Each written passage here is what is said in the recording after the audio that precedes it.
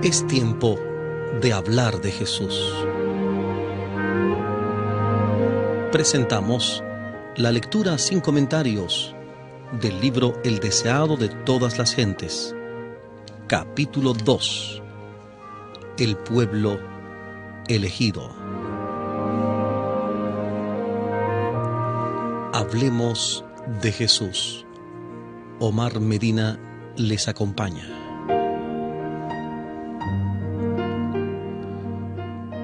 Durante más de 1000 años, los judíos habían esperado la venida del Salvador.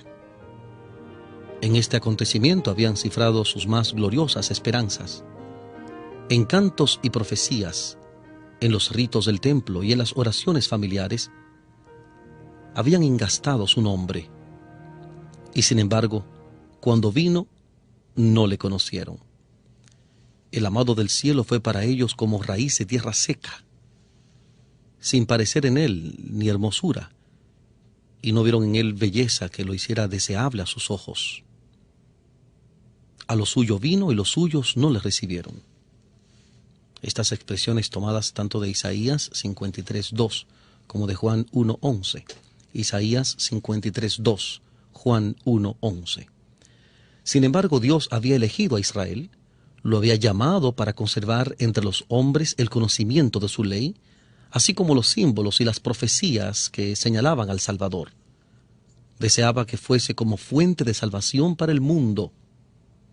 Como Abraham en la tierra donde peregrinó, José en Egipto y Daniel en la corte de Babilonia, había de ser el pueblo hebreo entre las naciones. Debía revelar a Dios ante los hombres. En el llamamiento dirigido a Abraham, el Señor había dicho: bendecirte he, y serás bendición, y serán benditas en ti todas las familias de la tierra. Génesis capítulo 12, versículos 2 y 3. Génesis 12, 2 y 3. La misma enseñanza fue repetida por los profetas.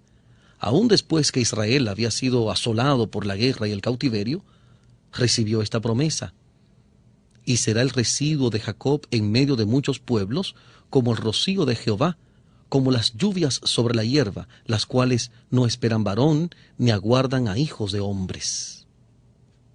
Miqueas capítulo 5, versículo 7.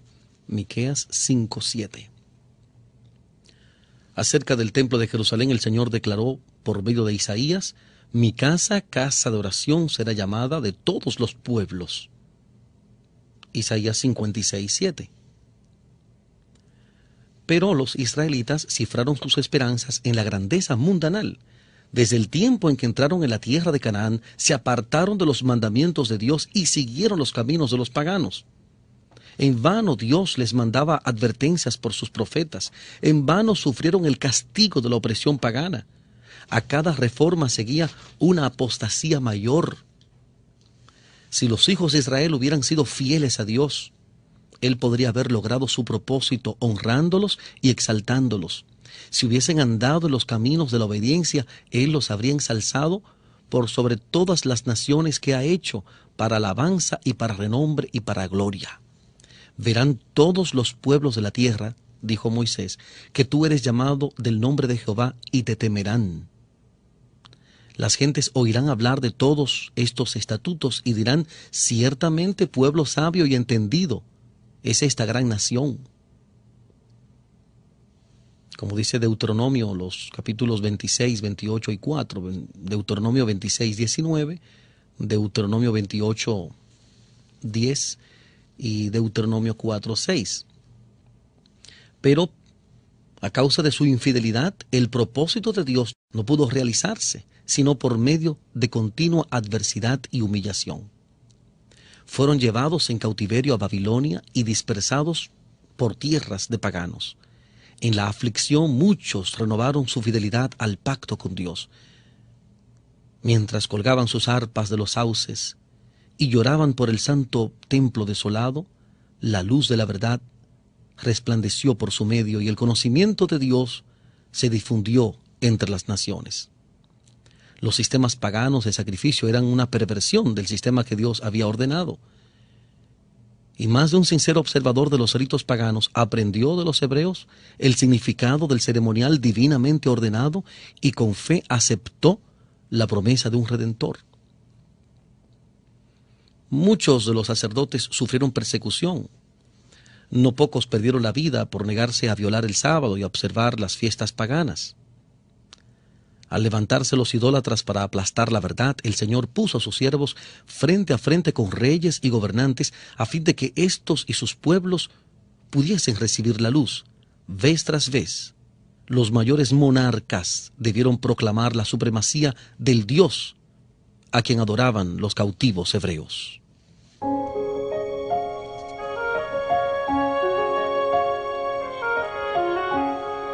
Estamos presentando la lectura sin comentarios del capítulo 2 del libro El deseado de todas las gentes, capítulo 2, titulado El pueblo elegido.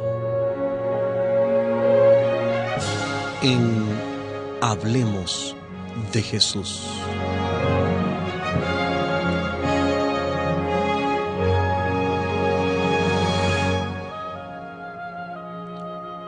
Por el cautiverio babilónico, los israelitas fueron curados eficazmente de la adoración de las imágenes esculpidas. Durante los siglos que siguieron, sufrieron por la opresión de enemigos paganos, hasta que se arraigó en ellos la convicción de que su prosperidad dependía de su obediencia a la ley de Dios. Pero, en el caso de muchos del pueblo, la obediencia no era impulsada por el amor. El motivo era egoísta, rendían un servicio externo a Dios como medio de alcanzar la grandeza nacional. No llegaron a ser la luz del mundo, sino que se aislaron del mundo a fin de rehuir la tentación de la idolatría. En las instrucciones dadas por medio de Moisés, Dios había impuesto restricciones a su asociación con los idólatras, pero esta enseñanza había sido falsamente interpretada. Estaba destinada a impedir que ellos se conformasen a las prácticas de los paganos, pero la usaron para edificar un muro de separación entre Israel y todas las demás naciones. Los judíos consideraban a Jerusalén como su cielo y sentían verdaderamente celos de que el Señor manifestase misericordia a los gentiles. Después de regresar de Babilonia, dedicaron mucha atención a la instrucción religiosa. Por todo el país se erigieron sinagogas en las cuales los sacerdotes y escribas explicaban la ley, y se establecieron escuelas donde profesaban enseñar los principios de la justicia juntamente con las artes y las ciencias. Pero estos medios se corrompieron. Durante el cautiverio, muchos del pueblo habían recibido ideas y costumbres paganas y éstas penetraron en su ceremonial religioso. En muchas cosas se conformaban a las prácticas de los idólatras. Al apartarse de Dios, los judíos perdieron de vista mucho de lo que enseñaba el ritual. Este ritual había sido instituido por Cristo mismo. En todas sus partes era un símbolo de Él y había estado lleno de vitalidad y hermosura espiritual. Pero los judíos perdieron la vida espiritual de sus ceremonias y se aferraron a las formas muertas. Confiaban en los sacrificios y los ritos mismos, en vez de confiar en aquel a quien éstos señalaban. A fin de reemplazar lo que habían perdido, los sacerdotes y rabinos multiplicaron los requerimientos de su invención. Y cuanto más rígidos se volvían, tanto menos del amor de Dios manifestaban. Medían su santidad por la multitud de sus ceremonias, mientras que su corazón estaba lleno de orgullo e hipocresía.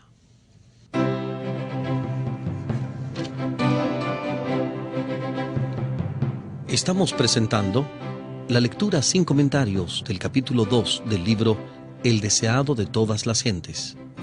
Capítulo 2. El pueblo elegido. Hablemos de Jesús.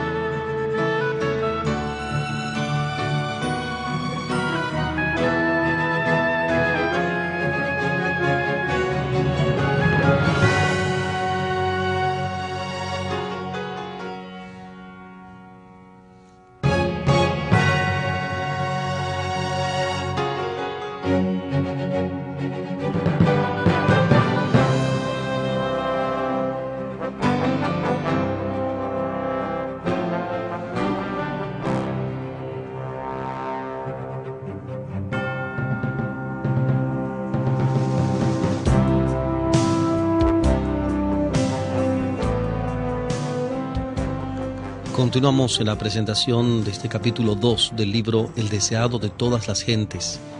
La lectura sin comentarios de este capítulo titulado El pueblo elegido. Con todas sus minuciosas y gravosas órdenes, era imposible guardar la ley. Los que deseaban servir a Dios y trataban de observar los preceptos rabínicos luchaban bajo una pesada carga. No podían hallar descanso de las acusaciones de una conciencia perturbada. Así Satanás obraba para desalentar al pueblo, para rebajar su concepto del carácter de Dios y para hacer despreciar la fe de Israel. Esperaba demostrar lo que había sostenido cuando se reveló en el cielo, a saber que los requerimientos de Dios eran injustos y no podían ser obedecidos. Aún Israel, declaraba, no guardaba la ley. Aunque los judíos deseaban el advenimiento del Mesías, no tenían un verdadero concepto de su misión. No buscaban la redención del pecado, sino la liberación de los romanos.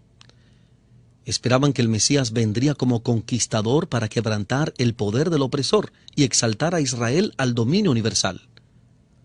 Así se iban preparando para rechazar al Salvador. En el tiempo del nacimiento de Cristo, la nación estaba atascando el freno bajo sus amos extranjeros y la atormentaba la disensión interna. Se les había permitido a los judíos conservar la forma de un gobierno separado, pero nada podía disfrazar el hecho de que estaban bajo el yugo romano, ni avenirlos a la restricción de su poder. Los romanos reclamaban el derecho de nombrar o remover al sumo sacerdote, y este cargo se conseguía con frecuencia por el fraude, el cohecho y aún el homicidio. Así el sacerdocio se volvía cada vez más corrompido. Sin embargo, los sacerdotes poseían aún gran poder y lo empleaban con fines egoístas y mercenarios. El pueblo estaba sujeto a sus exigencias despiadadas y también a los gravosos impuestos de los romanos. Este estado de cosas ocasionaba extenso descontento. Los estallidos populares eran frecuentes. La codicia y la violencia, la desconfianza y la apatía espiritual estaban royendo el corazón mismo de la nación. El odio de los romanos y el orgullo nacional y espiritual inducían a los judíos a seguir adhiriéndose rigurosamente a sus formas de culto. Los sacerdotes trataban de mantener una reputación de santidad, atendiendo escrupulosamente a las ceremonias religiosas. El pueblo, en sus tinieblas y opresión, y los gobernantes sedientos de poder, anhelaban la venida de aquel que vencería a sus enemigos y devolvería el reino a Israel. Habían estudiado las profecías, pero sin percepción espiritual. Así habían pasado por alto aquellos pasajes que señalaban la humillación de Cristo en su primer advenimiento y aplicaban mal los que hablaban de la gloria de su segunda venida. El orgullo obscurecía su visión. Interpretaban las profecías de acuerdo con sus deseos egoístas.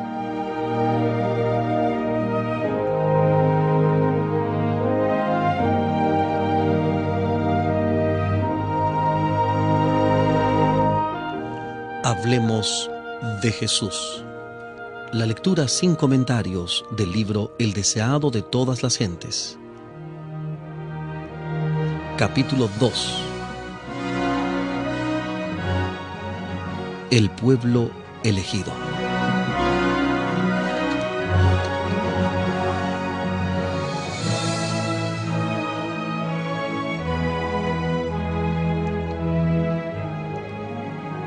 Omar Medina les agradece la fina gentileza de la atención dispensada. Que Dios les bendiga.